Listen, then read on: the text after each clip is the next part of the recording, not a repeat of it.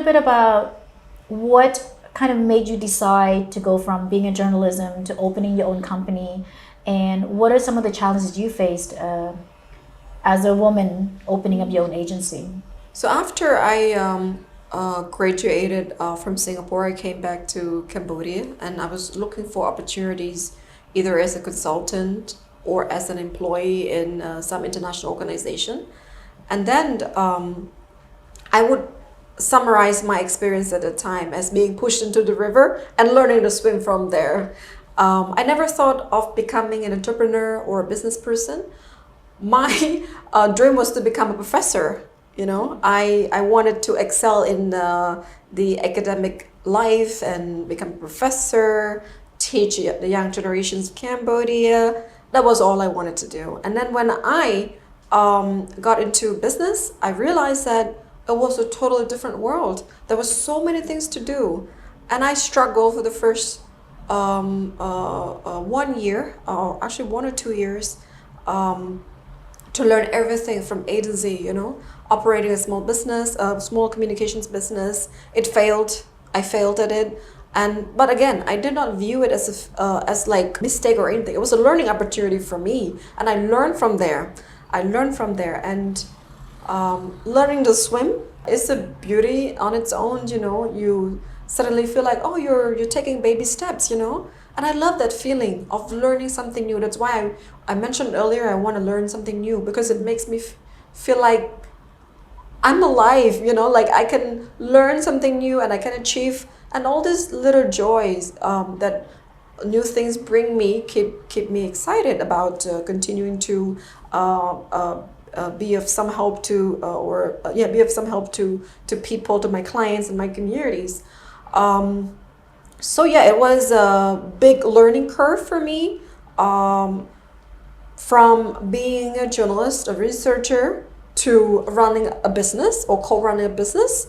And I would not think twice about running a business. It's a great experience for anybody, for both men and women. But of course, the one thing that I would always say to the young generation is, before you jump on a ship, you really need to think of all possibilities. Think of different scenarios. Of course, you can never plan enough for anything in life, but of course, at least you should have some basic idea. So I did a lot of reading, I did a lot of research, I spoke to a lot of people, especially those that run business. I learned from people. So I did not start this on a blank sheet of paper or anything. It's all about doing enough research, talking to people, learning from people, and keeping your mind open, to new possibilities and new things that happen your way. As a young woman having your own business, what other things do you have that is a passion of yours or a hobby that you would like to share? Because I think we sometimes forget that other than being a professional, being a business owner, or if you're a mom, being a mom, that you should, like you said, what kind of keeps you alive? I think this is a very important part. Besides our professional career or work, we should have a hobby, because that is something that keeps us alive and excited. And for myself, I have a hobby. I really like sports. I tried different types of sport. I do boxing, I do CrossFit, I run also. Besides just working, the whole time, we should really focus on our mental and physical health, because sports or exercise really help us.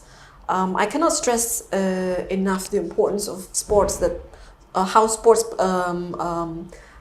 helps us release stress and keep us fit. I spend about an hour every day working out, almost 6 times a week. That's when I decompress and do a little meditation. So that is really essential to our growth. I think preference among women here in Cambodia to look a certain way. So when I started taking on weightlifting, there are people that kept saying, "Oh, you're gonna have too big muscles on your arms and all of that." But I'm like, that's what I love, you know. Actually, muscles are really good for all of us. I cannot stress enough the importance of muscles in our lives. So yeah, I really think that it is one of the things that really helps maintain my mental health and also physical health. So I understand that different women prefer different things, you know, be it yoga or Pilates or other things. I would encourage women and men to keep their hobby alive, you know, to continue enjoying the hobby. And besides the hobbies, I also do social projects, you know. I still one of those that believe in community work. I mentor young Cambodians. I also teach at universities because I still want to be connected with my communities, and I think the sense of belonging is there. You know, I want to be part of my communities. I want to know how they're doing and how I can be of benefit to all of them.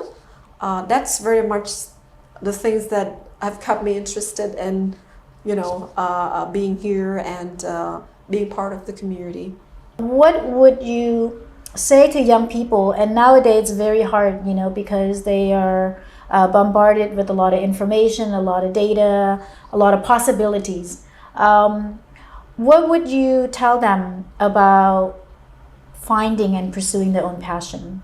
First of all, never give up on yourself, you know. And you can never get anything right the first try, you know.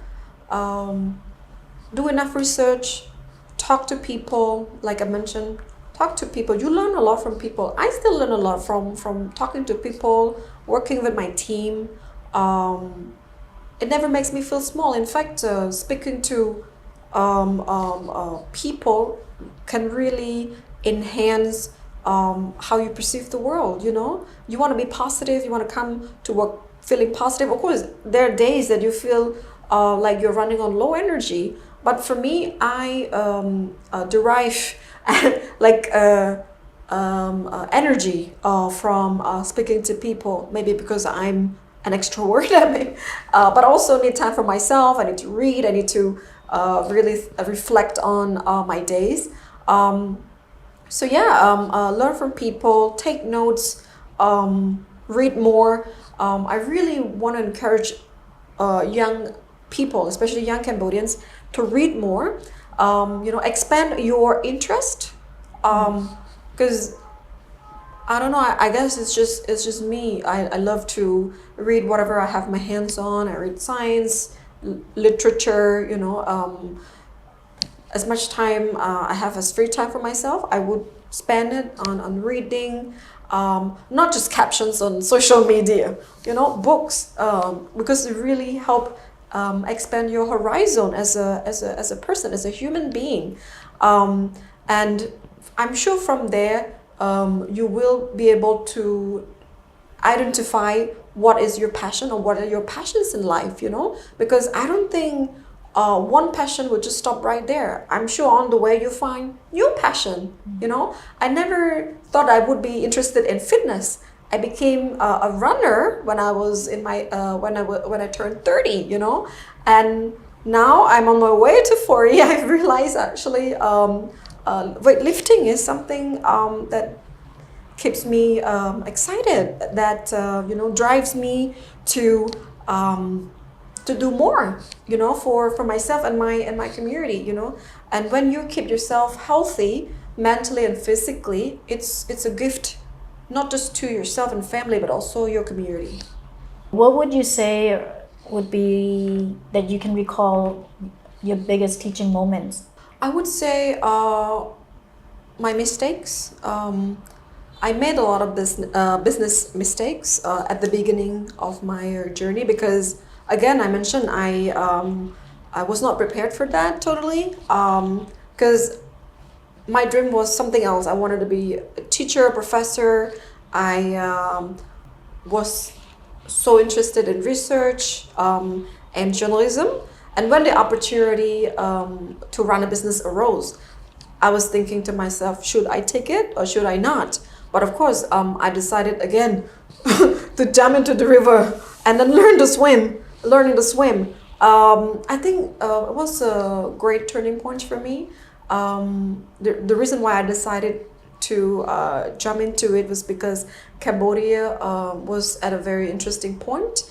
Development happened so fast. So I wanted to, I didn't want to miss the train. So I switched from journalism to running a business. And I would say that it was never easy for anybody to start up a business, especially if you register your business, you have the responsibility to not just to your clients but also to the government. You need to file the tax and everything, paperwork, all these things, and you need to be humble and modest. If you say you don't know, you go and seek help. So I spoke to, I don't know, so many people just to learn about accounting, because I was not trained in accounting or financial literacy, especially for business. There were so many moments I felt like I wanted to give up. But then I thought about why I started it up in the first place, so I kept motivating myself, and my friends also kept motivating me. They were like huge part of my entry into business. And it's been great, and I would say I am here today because of my friends, because of my communities who continue to believe in me, and who have been a huge part of my success, as an entrepreneur and business person in this country. So, Kounila, thank you so much for the time. We really appreciate you sitting down with us today. Thank you, Mel, for having me. Thank you, my It's dear. been great. Thank you.